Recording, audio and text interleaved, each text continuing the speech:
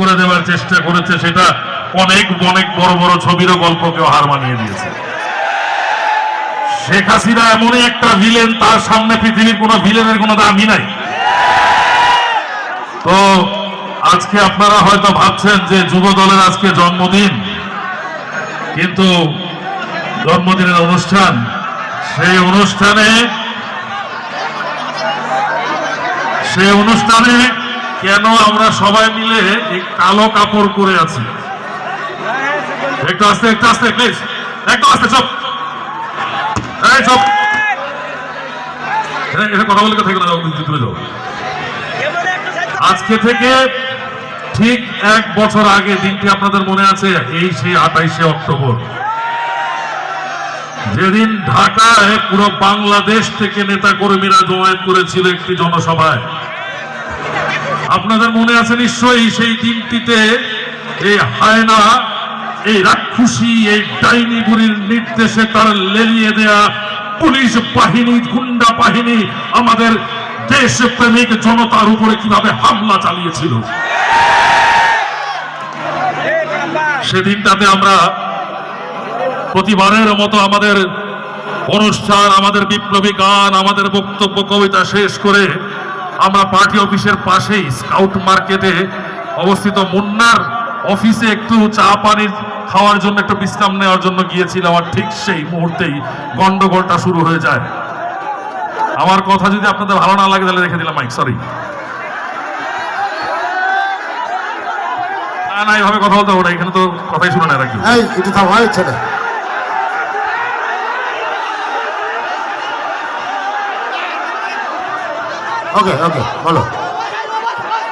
ঠিক সেই মুহূর্তে আওয়ামী পুলিশ বাহিনী হয়েছে হারুন মামা, ভাতের হোটেলের মালিক হারুন, সেই ভাতের হোটেলের মালিক হারুন এবং গাজীপুরের মেয়র জাহাঙ্গীরের চক্রান্তে আমাদের এই মুক্তিকামী, আমাদের এই বিপ্লবী জনগণের উপর তারা হামলা চালিয়ে আমাদের জনসভা পণ্ড করার চেষ্টা করে। আমরা যে অফিসটিতে ছিলাম সেখানে সেই দিন শুধু অফিসটি খোলা ছিল, কারণ ওটার মালিক ছিল মুন্না, আমাদের সহকর্মী জাসাসের নেতা। আমাদের ঠিক উপর দিয়ে কয়েক হাজার গ্রেনেড বিস্ফোরণ ঘটানো হয়, শত শত রাউন্ড টিয়ার সেল নিক্ষেপ করা হয়, শত শত রাউন্ড গুলি, রাবার বুলেট নিক্ষেপ করা হয়। ঠিক সেই পরিস্থিতিতেও আমরা কিন্তু হাল ছাড়িনি, ভয় পাই নাই। আমি ইথন বাবু, রোজেন, পরান, মৌসুমী, আমরা যারা এখানে আছি, সেদিন সেখানে আমরা ছিলাম যতক্ষণ পর্যন্ত ওই শয়তানের বাচ্চাগুলো ওখানে ছিল।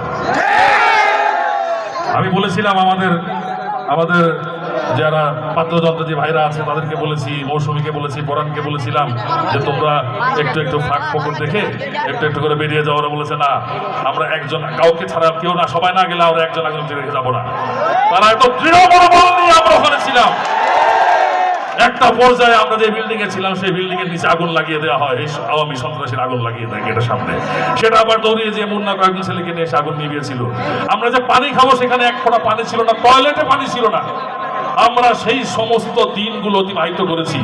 বাংলাদেশের এমন কোন প্রান্তর নেই, এমন কোন থানা, এমন কোন উপজেলা নেই বাংলাদেশী জাতীয়তাবাদী শক্তির পক্ষে এই আন্দোলনকে বেগবান এবং শক্তিশালী করার জন্য আমরা যাইনি।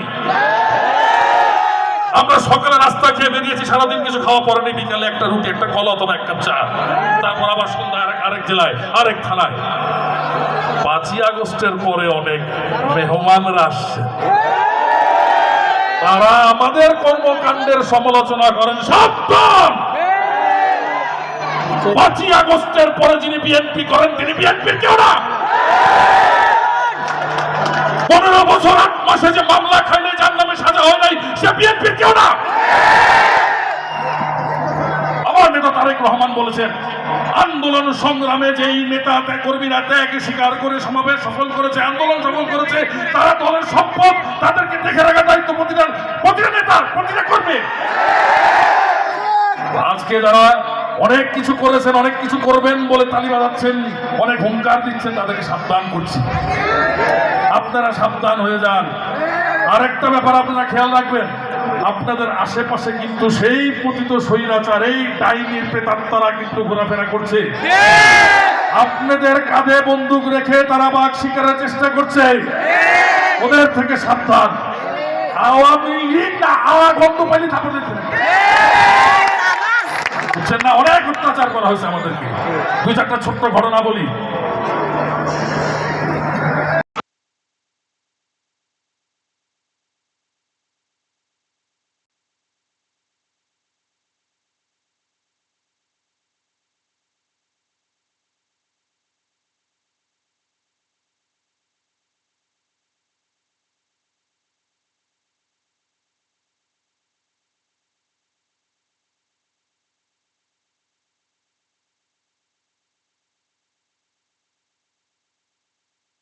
বলি তখন তো বাসায় থাকতে পারি না আমরা কেউ, মানে বিশেষ করে গত অক্টোবর 28 অক্টোবর পর থেকে তো আমাদের বাসায় থাকা হয় না।